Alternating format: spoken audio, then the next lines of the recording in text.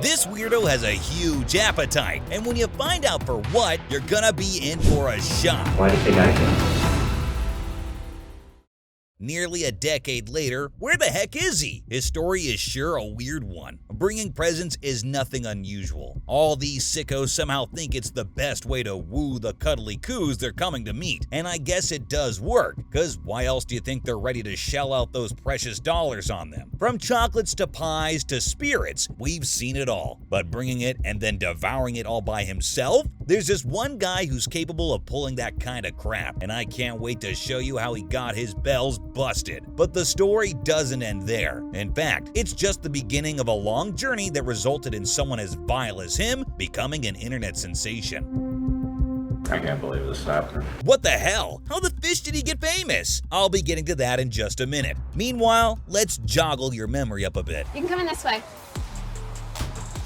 So, who's this guy? A pizza delivery guy? Oh, how you wish, because this guy had no intention of actually doing that, and you'll soon see why. Lesson number 1, do not go by disguises, y'all, because they are meant to be deceiving. This dude right here comes across like someone who's really caring, and so considerate and all that, but guess what? He was anything but it. I know this piece of garbage needs no introduction, but just for the heck of it, let me introduce you to Jeffrey Ben Sokol, aka Jeff Sokol, the 44-year-old who actually took the internet by storm. Now, this clown was here on what was supposed to be a date which was fixed after a lot of chit-chatting online. And I don't have to tell you how indecent the exchange was. But what was this jerk thinking, actually? Would a small surprise gift or two make everything better? One thing's for sure, I don't think this man gave it a lot of thought, because when he made it to the Sting house, he was beaming with happiness. Just look at that smile. It's totally reaching all the way up to his eyes. And know what? He did have to work hard to reach here. It's not like he's somebody from the neighborhood or the same city even. And you'll be shocked to know how far someone can go to only stoop down to the lowest form of humanity. It'll take 2.5 hours. That's a long drive. Yep, like I said, Jeff was no local guy from in and around town. He drove all the way from Boston to Fairfield just to meet Bailey, the girl he was in contact with online. Now, Jeff had a very elaborate plan in mind, and you can say just by the fact that he actually spent that much time, money, and effort to make it here, that he would do anything to make things work. You see, everything about the setting was perfect. The girl's mom would be away on business. It's a pretty remote neighborhood, which means the possibility of some random person sneaking in was close to nil. And above all, the girl was more than willing to help him. Damn, how much better could it get, right? So there was absolutely no time to waste, which is why he then goes ahead and makes his next move. Alright. Sorry, I'm really nervous. Oh, you gonna give me a hug? No, I'm sorry. Wait, what? Did the girl who liked him moments earlier invite him over just to diss him? What do you mean, like he came here for nothing? Although Jeff is trying to play it cool on the outside, deep down in his head, he's probably like, damn girl, what's with you? Is this some kind of joke or something? Well, little does he know that it's actually worse than a joke, or maybe the worst joke that Destiny has ever played on him. Being snubbed by a girl who earlier lured him into coming was definitely not part of the plan, but thankfully, Jeff had brought along something to make her happy. The small pizza. Aw, how considerate of you. Thank you for the pizza, Jeff, but what else did you bring along? Let's quickly zoom in on this thing right here. Well, that looks like orange juice. Oh, he sure does know what to pair a pizza with, or maybe he truly understands what ladies, especially the ones, are into. Which reminds me, at the time of the sting, Jeff had been divorced for about a decade. And nope, he was no pizza guy, but had a quite impressive profession. Jeff was into sports management. Although he may not look very athletic now, there was a time when Jeff was obsessed with sports. But unfortunately for him, he couldn't land the job that he so desired to, and instead took up a job as an insurance auditor. Now, I know auditors can make a ton of money, but since Jeff could make it only through the entry level, he landed an annual package of $40,000. And no, Jeff was in for another round of depression. So how do you make it juicy? By meeting girls online. But somewhere, Jeff started to sense a little hesitation from the girl. Was the pizza and the long drive worth nothing? Jeff was beginning to get worried, and he had to clear the air out. And so he asked the girl something that itched him to the core. Yeah, why did you let me come? If you're so nervous. Think he was convinced? Of course not. And that's exactly why our man here pulls a curveball out of nowhere and towards the girl. I can tell you how good an actor this girl really is. I mean, she must be crapping bricks and yet faking a smile in front of this monster of a person. It's hard to mask feelings, but this was gonna be a test, and a lot would depend on how she would react to him, because nobody expected he would try to trick her with his next question. Why do you think I came? I think I know. This is where you can see hints of a sweet and caring guy turn into the monster that he really is. Such a cunning weirdo. What more can you expect from a man who decides how manly someone is based on the size of their manhood? No, I'm not making this up. This is what we get to see in the chat logs. According to this dumb-witted prick, being macho was all about the size. I mean, this loser was so deranged that he thought male ballet dancers don't even have the stuff down there. Can you believe that? Now that I think of it, when he was referring to the size of the pizza, how the large one is almost the same as the small one, I don't think he was talking about the pizza really. That's how small his brain was. And for someone who can't help but talk BS like this, I'm sure he's just as small down there. Oh, we're inching towards the craziest part of the sting. So hang in there, guys. Things are about to get real cheesy. But you know what? Jeff's definition of real men was way too messed up. Like hell, man. Real men don't do this. They don't come knocking at the doors of at night when no one's around just to hook up. No, they don't. Nor do they chat up online with they shouldn't be chatting with. So this is what I don't get about losers like this one. If they can go through the trouble of looking for then they can obviously look for women around their age as well. That way, there wouldn't be any problem at all. Go ahead and have the craziest day of your life for all I care. And nobody would give a damn about it. But these weirdos had narrowed down their search to something really specific, something that will bring them under the radar of watchdogs, like this one. And most of these stinkers actually know what they're onto is not right. And still, they are so compelled by their feelings that they simply cannot hold themselves back, which is precisely what the girl brings up next. Deal with this whole contract thing, because I'm just going to be thinking about it the whole time until we get that out of the way. So what's with the contract? Now, this is something Jeff had gone over during the chats as well, but the girl wanted to make sure if he was really serious or just screwing around. In order to make sure he doesn't get into trouble or doesn't alarm the girl into dumping him,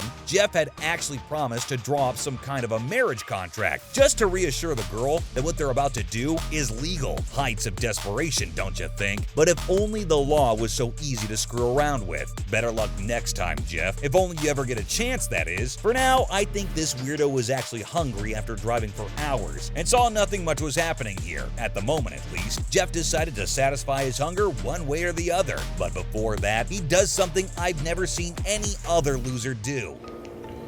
This isn't. It's just a.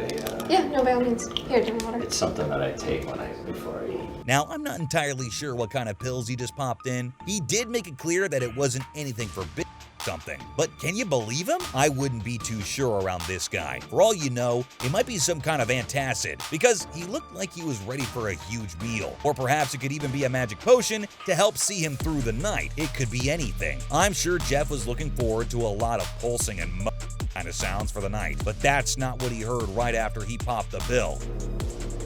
What's that? I have no idea.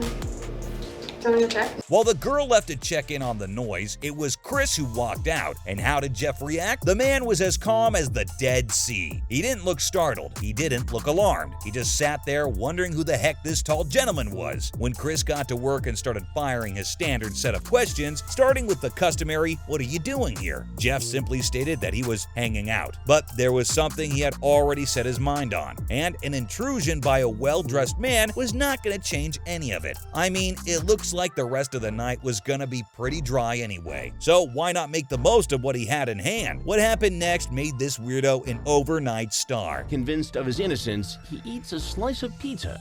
Yes, this sucker was more interested in the pizza than the man who was towering over him. The audacity he had to do something as absurd as this baffles viewers, including Chris till today. While Chris was still standing there and trying to get an answer out of him, Jeff didn't give a damn about the TV presenter's presence, or even about his personal situation. At that moment, it was either his way or the highway. And Jeff's I don't give a damn attitude must be the worst form of narcissism I've ever seen on the show. Just watch him, you guys. His expression, his smile, and obviously the way he eats his pizza. Could have brought napkins. Stuff your mouth all you want, you skunk, because you're never going to be treated to a cheesy pizza in your jail cell ever again. So go ahead and eat all you want. But Chris was not here to look at this weirdo devouring the pizza like he's not seen food in years. He was here to do a job, and he would do just that no matter how disinterested or disrespectful the sicko's behavior would be. And so, Chris continued with what he does best, while Jeff continued to gobble down more of his pizza. Let's see if any of this sounds familiar while you enjoy your pizza. When Chris started to read from the transcript, it was poking fun at Jeff's ego, and he didn't seem to like it all that much, but was it enough to stop him from eating his pizza? You say, I can't go to jail. If he can drive all the way down for hours, he sure as hell can sit through the ordeal and finish his pizza. But did that stop Chris from shooting questions at him? No. So this is exactly what happens when you have two men who are unwilling to give up facing each other. For some reason, Jeff assumes that Chris might be a cop or something, but that part of the sting is yet to come. But before that, there were 3 more huge slices to chow down. Come out and hang out with a girl. Yeah, you can clearly. As Jeff continued to chomp, chomp, chomp, trust me, my blood pressure was shooting up to the sky. It was not until the cameras showed up that he realized the gravity of what was happening, and seeing his face flush is the best thing I've seen all day. I can't believe this happened. And when Chris asked him to leave, Jeff had one of the most iconic responses I've ever seen. You want a slice? I'm good, thank you very much. From a sicko who was asked to leave if he wanted to, this guy was seriously on some next level stuff. The kahunas he has never fails to take me by surprise, but for some reason, that smile seems to be plastered on his face forever. But hey, we got just the right thing to fix that, don't we? Go ahead and watch this wholesome video that will surely leave you smiling for a long time. Let's go. Jeff was then transported to the nearest police station, where he continued to be the jerk that he is. Jeff continued to insist that he was only there to hang out with the girl and not to do anything more. However, he also had a plan B, which he shared with the interrogator. Was trying to make sure that it was legal.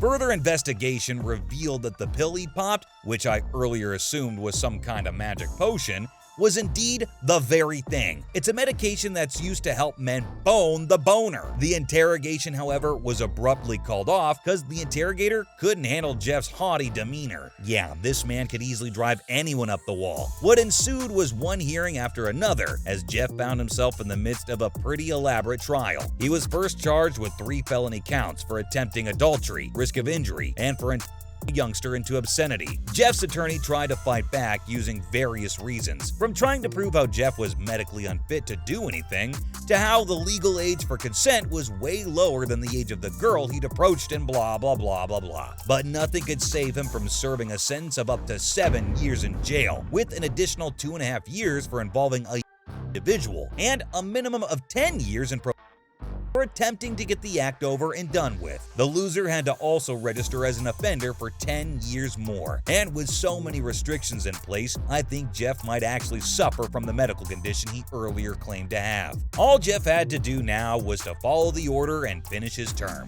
But Jeff couldn't keep himself from running into trouble again. In 2017, he disobeyed a direct order from a prison guard and was punished with loss of recreation for 15 days. Rotten there, you clump of gunk. Now that his name was tarnished, I mean, this man was the famous pizza guy who got arrested. Jeff decided to do something totally unexpected.